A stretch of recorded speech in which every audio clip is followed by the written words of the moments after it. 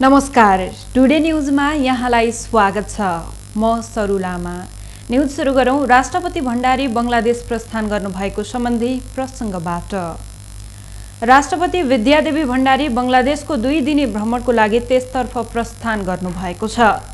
नेपाली ध्वजवाहक नेपाल वायु सेवा निगम नेपाल एयरलाइन्सको न्यारो बडी A320 जहाज मार्फत राष्ट्रपति भण्डारी सोमबार बिहान बंगलादेश जानुभएको हो।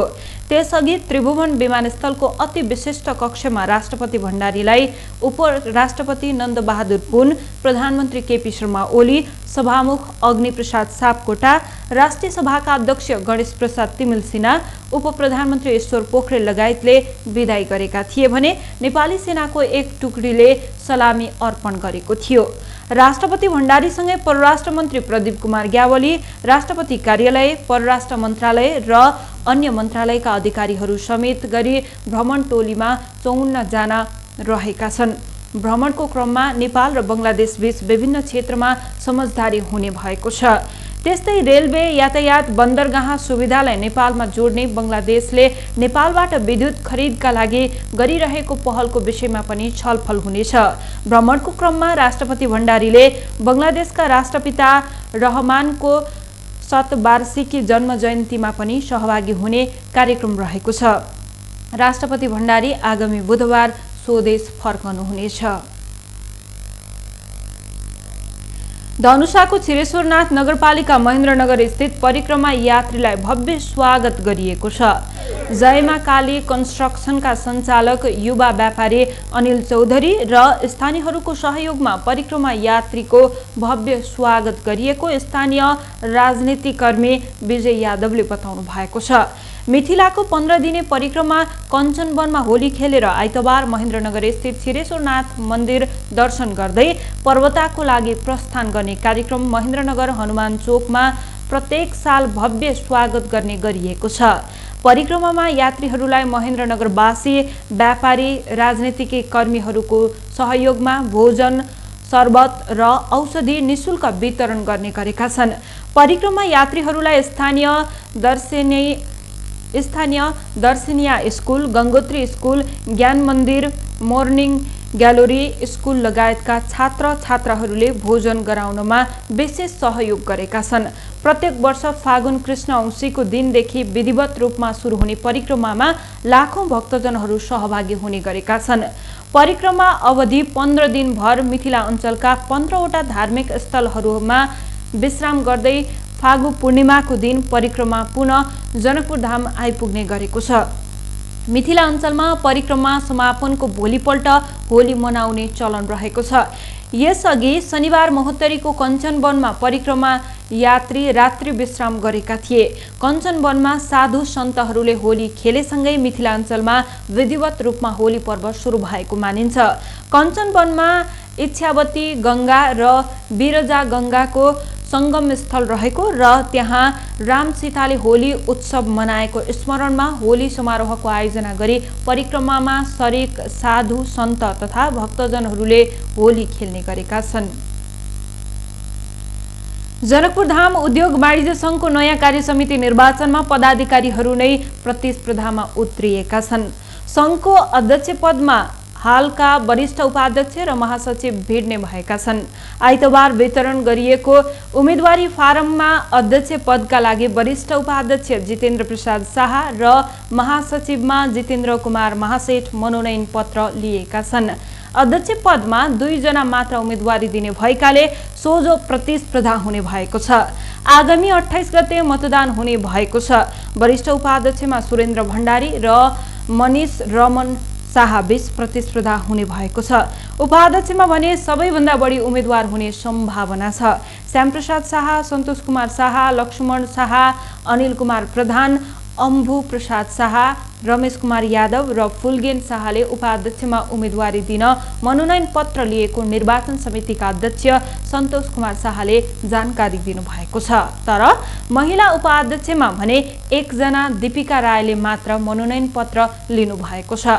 उहाँले मनोनयन पत्र दाखिला गरेपछि निर्विरोध नै हुने भएको छ। महासचिव पदमा पनि उम्मेदवारहरूको आकर्षण देखिएको छ।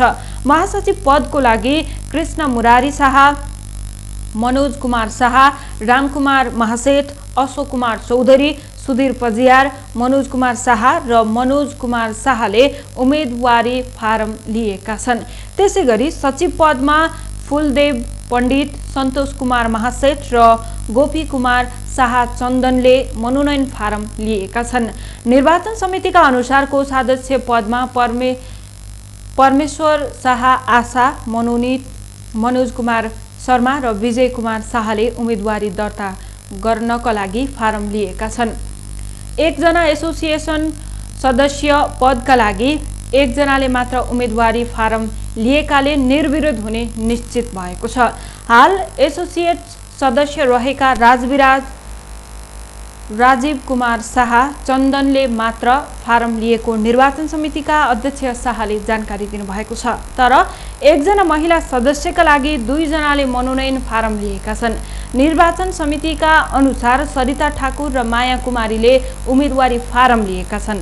कार्यकारी सदस्य पदका लागि रमेश महतो, अनवर हुसेन, धर्मेन्द्र शाह, शङ्कर पासवान, श्रवण कुमार शाह, दिलीप कुमार शाह, नरेन्द्र विक्रम शाह, प्रकाश कुमार शाह, रञ्जित कुमार भगत, राकेश कुमार शाह र श्रवण प्रसाद रहेका छन्। प्रमुख प्रतिपक्षी दल नेपाली कांग्रेसले आज सोमबार पदाधिकारीको बैठक बोलाएको छ। सभापति शेरबहादुर देउवाले वर्तमान तथा पूर्व पदाधिकारीको बैठक बोलाएका हुन्। अहिलेको समसामयिक राजनीतिक विषय र पार्टीको महाधिवेशनको विषयमा छलफलको लागि सभापति देउवाले बैठक बोलाएका हुन्। बैठक पार्टी कार्यालय सानेपामा दिउँसो 2 बजे बस्ने भएको छ। बैठकमा केपी शर्मा ओली नेतृत्वको वर्तमान सरकारको विकल्पको विषयमा पनि छलफल हुने बताइएको छ। आजको बैठकबाट नयाँ सत्ता समीकरणको लागि के कस्ता पहल गर्ने भन्ने विषयमा कांग्रेसले आफ्नो धारणा प्रष्ट पार्ने तयारी गरेको छ। यसअघि पदाधिकारीको बैठक अघि नै वरिष्ठ नेता रामचन्द्र पौडेलले आफू पक्ष पदाधिकारीहरूसँग आइतबार बोहराटारमा छलफल गरेका छन्। बैठकमा राख्नका लागि आफ्नो पक्षको रणनीति बनाउन छलफल गरिरहेको नेताहरूले बताएका थिए। पौडेल निवासमा भएको छलफलमा महामन्त्री शशाङ्क कोइराला, कोषाध्यक्षमा सीतादेवी यादव तथा नेताहरू प्रकाश मानसिंह, रामशरण महत, अर्जुन नरसिंह केसी र मिनेन्द्र रिजाल पनि सहभागी थिए। काठमाडौँलाई सीमावर्ती भारतको रक्सौलसम्म रेलमार्गबाट जोड्ने उद्देश्यले अघि बढाइएको काठमाडौँ रक्सौल ब्रोडगेज रेल मार्गको विस्तृत डिजाइन अध्ययनको समझदारी पत्रलाई नेपाल सरकारले स्वीकृति गरेको छ। उक्त रेलमार्गको डिटेल डिजाइनका लागि समझदारी पत्रमा हस्ताक्षर गर्न हाल उक्त प्रस्ताव भारत सरकार समक्ष पठाइएको र अध्ययन अघि बढाउने विषयमा भारतको प्रतिक्रियाको पर्खाइमा नेपाल रहेको छ। भौतिक पूर्वाधार तथा यातायात मन्त्रालयले केही दिन अघिको मन्त्री परिषदको निर्णयपछि समझदारी पत्रमा हस्ताक्षर गर्ने प्रस्ताव भारत सरकार समक्ष पुर्याएको हो।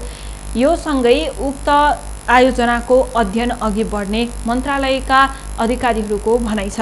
प्रस्ताव भारत पठाइसकेको र उक्त पत्रमा भएका विषयवस्तुलाई भारतले स्वीकार गरेर नेपाल पठाएपछि अध्ययन सुरु हुनेछ।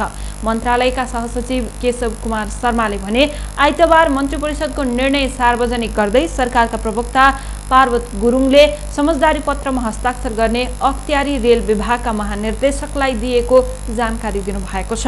उहाँले उक्त ब्रोडगेज रेलमार्गको निर्माण कार्य अघि बढाउन नेपाल सरकार र भारत सरकार बीच हुने समझदारी पत्रलाई स्वीकृति गरिएको र उक्त पत्रमा हस्ताक्षर गर्न रेल विभागका महानिर्देशकलाई अख्तियारी दिने निर्णय गरेको उल्लेख गरेका छन्।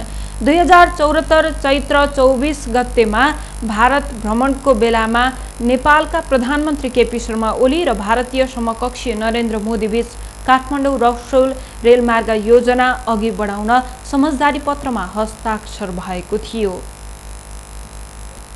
सर्लाहीको लालबन्दी नगरपालिका स्थित अटोबाट 15 किलो लागु औषध गाँजासहित 3 जनालाई पक्राउ गरेका छन्। विशेष सुराकीको आधारमा खटिएको प्रहरीको टोलीले लालबन्दी नगरपालिका 17 स्थित रानीगञ्जबाट J1H4609 नम्बरको अटोमा सवार 3 जनालाई गाँजासहित पक्राउ गरिएको प्रहरीले जनाएको छ। पक्राउ पर्नेमा स्थानीय अटो चालक 45 वर्षीय पुष्पबहादुर फुयाल, 40 वर्षीय सुरेन्द्र कुमार बल र वडा नम्बर 14 निवासी 41 वर्षीय पालसाङ पाखरिन रहेका छन्। अटोमा राखिएको 3वटा जेब्रा झोलाभित्र 15 किलो गाँजा बरामद भएको सर्लाहीका प्रहरी प्रवक्ता मदन कुमारले जानकारी दिनुभएको छ। उनका अनुसार पक्राउ परेका बलको साथबाट नगद 25,000 समेत बरामद भएको छ। अटो गाँजा सहित तीनैजनालाई नियन्त्रणमा लिई थप अनुसन्धान थालिएको प्रहरीले जनाएको छ। राष्ट्रिय गैंडा गणना सुरु भएको छ। राष्ट्रिय निकुञ्ज तथा वन्यजन्तु संरक्षण विभागको संयोजकत्वमा गैंडा गणना सुरु भएको हो। चितवन र पर्सा राष्ट्रिय निकुञ्जलाई एउटै ब्लकमा राखेर गणनाको लागि सोमबार बिहानदेखि प्राविधिक सहितको टोली हात्तीमा परिचालित भएको विभागका सूचना अधिकारी हरिभद्र आचार्यले जानकारी दिनुभएको छ। पर्सा राष्ट्रिय निकुञ्जको प्रतापपुरबाट गैंडा गणना सुरु गरिएको छ। वन तथा वातावरण मन्त्री प्रेमबहादुर आलेले बिहान सेती फुकेर गैंडा गणनाको शुभारम्भ गर्नुभएको हो। सो अवसरमा राष्ट्रिय योजना आयोगका सदस्य कृष्ण प्रसाद ओली, वन मन्त्रालयका सचिव डाक्टर विश्वनाथ ओली, राष्ट्रिय निकुञ्ज तथा वन्यजन्तु संरक्षण विभागका महानिर्देशक दीपक खराल, वन विभागका महानिर्देशक मन बहादुर खड्का, वन मन्त्रालयका महाशाखा प्रमुख, विभिन्न दात्री निकाय लगायतका प्रमुखहरूको सहभागिता रहेको थियो। गणना सुरु भएसँगै सौराहामा औपचारिक उद्घाटन कार्यक्रम गरिँदैछ। गरुडामा रहेको श्रीराम सुगर मिलले चैत्र मसान्तभित्र उखुको बाँकी रहेको रकम भुक्तानी गर्न सहमत भएको छ। मिलले 3 करोड भन्दा बढी रकम तिर्न बाँकी रहेको छ। आर्थिक वर्ष 2071-72 को 3 करोड 22 लाख 6 हजार, आर्थिक वर्ष 2075-76 को 96 हजार, आर्थिक वर्ष 2076-77 को 72 हजार गरी 3 करोड 23 लाख 75 हजार करिब किसानको पैसा भुक्तानी गर्न बाँकी रहेको छ।